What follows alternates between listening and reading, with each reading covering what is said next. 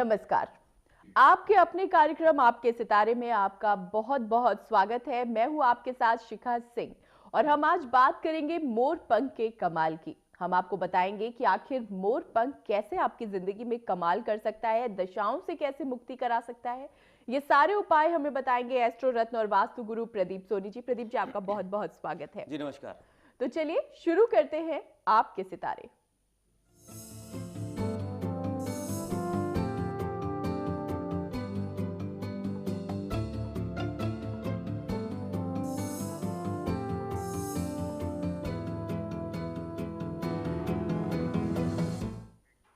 तो मोरपंख, एक मोरपंख आपकी जिंदगी में बहुत कुछ कर सकता है। कल भी हमने इसी बात की चर्चा की थी और आज हम आपको बताएंगे कि अगर मंगल, बुध या बृहस्पति ग्रहों की दशाएं चल रही हो तो क्या कुछ करना चाहिए।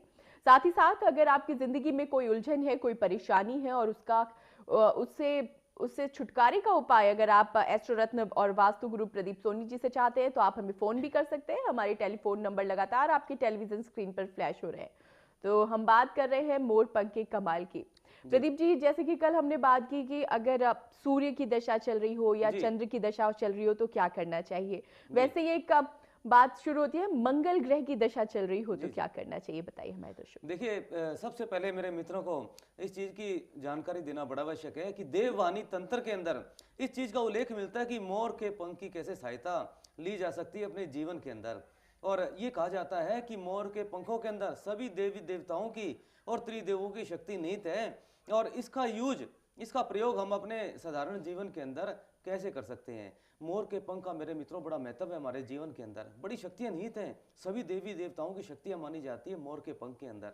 आपके लिए कैसे हो सकता है उपयोगी मोर पंख आपके जीवन के अंदर, आज इसी चीज की ही हम चर्चा कर रहे हैं। घर में वो वास्तु दोष अगर किसी तरीके से आपके जीवन के अंदर रोग से नहीं मिल रही है मुक्ति, और घर में किसी तरह का कोई भी वास्तु दोष, तो उसको भी दूर किया जा सकता है मोर के पंख की सहायता लेकर।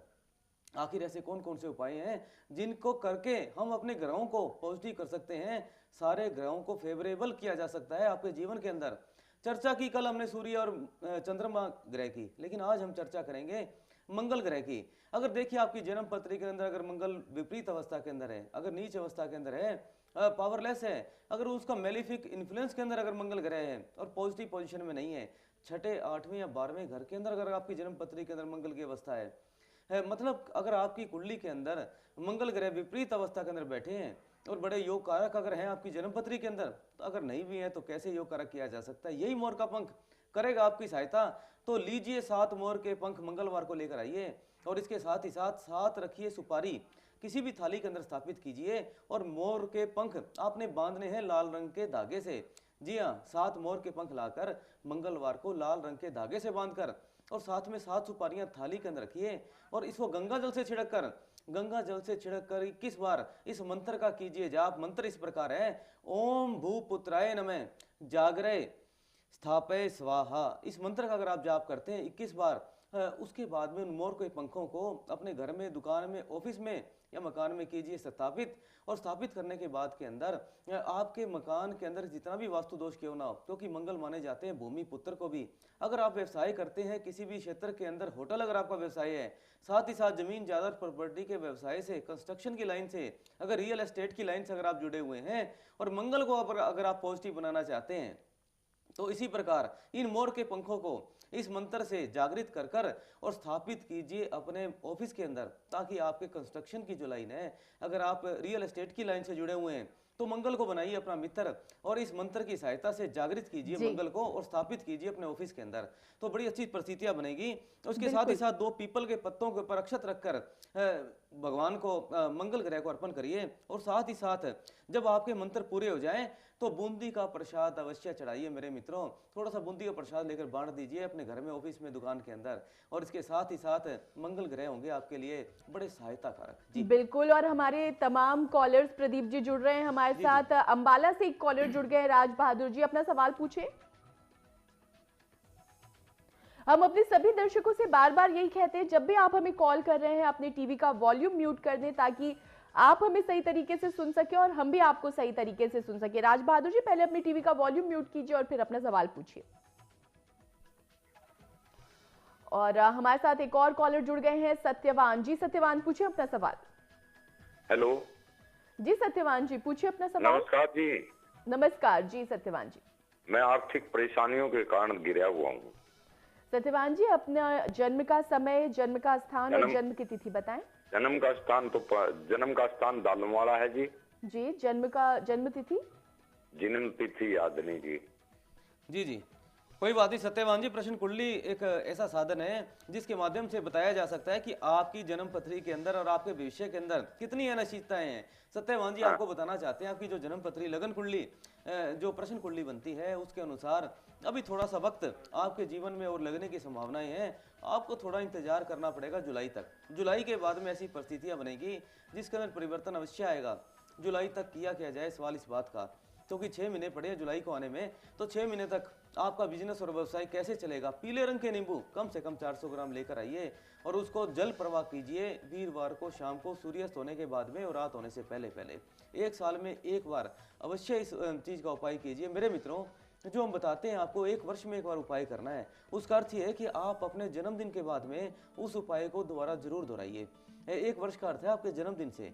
और इसके साथ ही साथ सत्यवान जी एक चीज़ और आपको बताना चाहते हैं, आपकी जन्म पत्री में कार्य के अंदर व्यवधान आने के योग बनते हैं, कार्य बार बार अटक के बनेंगे। इसका थोड़ा इंतजार करना पड़ेगा आपको जुलाई तक। उसके लिए किया जाए, 4 नारियल ले लीजिए, लाल रंग के चौरस कपड़े में बांधने के बाद 7 बार एंटी क्लॉकवाइज सिर के ऊपर से वारने के बाद जल प्रवाह कीजिए शनिवार को शाम को सूर्यास्त से पहले। एक साल मतलब अपने जन्मदिन के बाद में ये उपाय आप हर साल आपने करना है। इसके साथ ही साथ जन्म पत्री के अंदर कर्म क्षेत्र कार्य क्षेत्र के अंदर शुक्र की पोजीशन, शुक्र 12वें घर के अंदर, तो परिस्थितियां बड़ी विपरीत बनती हैं। काम आप करें और काम के अंदर एक्सपेंडिचर भी ज़्यादा और साथ में लॉसेज की संभावना भी बनती है आपकी जन्म पत्री के अंदर। एक फायरिंग ओपल जेमस्टोन आता है सत्यवान जी, वो आप अवश्य धारण कीजिए शुक्रवार को शुक्र की ओरा के अंदर 6 कैरेट साइज से ऊपर का, तो परिस्थितियां बड़ी पॉजिटिव होंगी आपकी कुंडली को लेकर। जी बिल्कुल, और हमारे साथ एक कॉलर जुड़ गए हैं, राज बहादुर जी। राज बहादुर, पूछिए अपना सवाल। गुरु जी नमस्कार। जी नमस्कार। गुरु जी मेरी डेट ऑफ बर्थ है 19 अप्रैल जी 1966। जी 1966। हाँ जी। जी जी, जन्म का तारीख बताइए, जन्म का समय बताइए। जन्म का समय 4:10 सुबह या शाम? शाम को। जी जी, जन्म का स्थान बता दीजिए। अम्बाला। जी, अपना प्रश्न पूछिए। गुरु जी मेरे हड्डी में इन्फेक्शन हो गया था, अभी मार्च में मेरा एक्सीडेंट हुआ था जी। जब से मैं बेड पे हूँ, कोई उपाय बताइए जी जिससे मेरा ये ठीक हो जी। और मेरे कौन से ग्रह अच्छे हैं जी, कौन से वो है जी? जी, लगन लगनेश की पोजीशन राजी सबसे अच्छी उत्तम होनी बड़ी आवश्यक है स्वास्थ्य को लेकर। अगर देखिए किसी भी जन्म पत्री के अंदर अगर लगन कमजोर हो जाए तो ऐसी परिस्थितियां बनती हैं कि शारीरिक स्वास्थ्य को मिलने में बड़ी दुविधा परेशानी का सामना करना पड़ता है।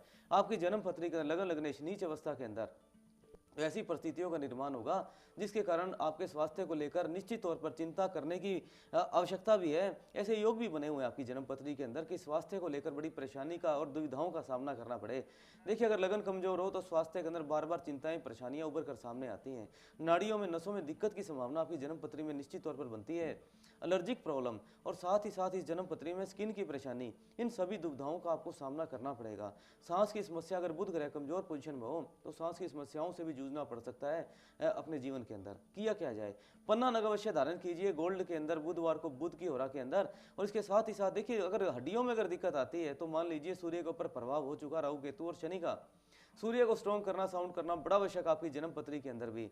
इसके लिए किया जाए 800 ग्राम गुड़ और 800 ग्राम कनक लेकर रविवार वाले दिन सूर्य उदय से सूर्यास्त के बीच में एक साल में एक बार अवश्य चलते पानी में प्रवाह कीजिए। और साथ में शनि का प्रभाव देखो मेरे मित्रों, अगर लगन के ऊपर आ जाता है तो उसकी स्थिति के अंदर भी ऐसी परिस्थितियां बनती हैं जिसके कारण स्वास्थ्य को लेकर परेशानी का दुविधाओं का सामना करना पड़ता है। इसके लिए क्या किया जाए?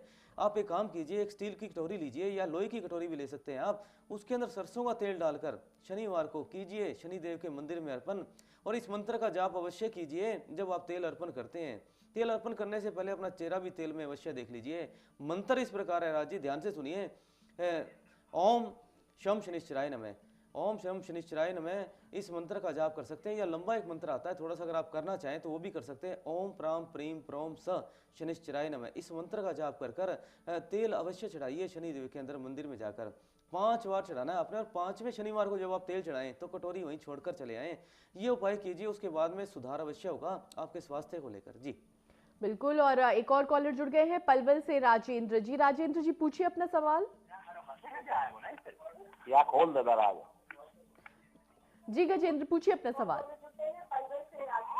हम अपने सभी कॉलर्स को बार बार यही कह रहे हैं कि अपनी टीवी का वॉल्यूम आप म्यूट कर दीजिए ताकि हम आपको सही तरीके से सुन सके। गजेंद्र जी पहले अपनी टीवी का वॉल्यूम म्यूट कीजिए और फिर अपना सवाल पूछिए।